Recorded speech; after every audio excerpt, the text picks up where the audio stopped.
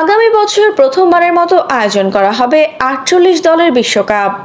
টুর্নামেন্টের যৌথ আয়োজক যুক্তরাষ্ট্র, মেক্সিকো ও কানাডা। এর মধ্যেই ৬৪ দলের বিশ্বকাপ আয়োজন করার আনুষ্ঠানিকভাবে প্রস্তাব দিয়েছে লাতিন আমেরিকান ফুটবলের অভিভাবক সংস্থা কনমেবল। মেগা ওই বিশ্বকাপের পরিকল্পনা ২০৩০ সালের আসরেই। ফুটবল বিশ্বকাপ প্রথম মাঠে গড়িয়েছিল ১৯৩০ সালে।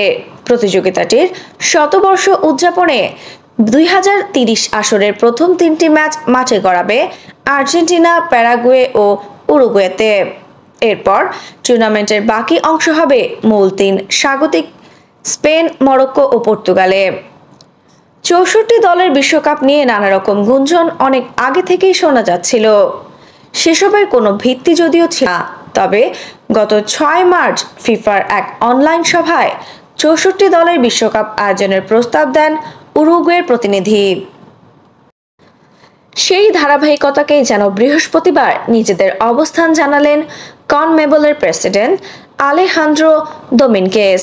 তিনি বলেছেন, এর মাধ্যমে সব দেশ এই বৈশ্বিক অভিজ্ঞতা উপভোগের সুযোগ পাবে এবং বিশ্বের কেউ এই আনন্দের মঞ্চের বাইরে থাকবে না।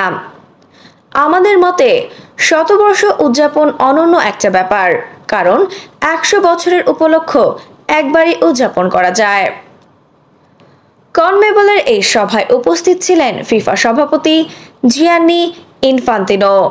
বিশ্বকাপের শতবর্ষে ২০৩০ সালের আসরকে তিনি অসাধারণ মাইলফলক বলে আখ্যা দিয়েছেন।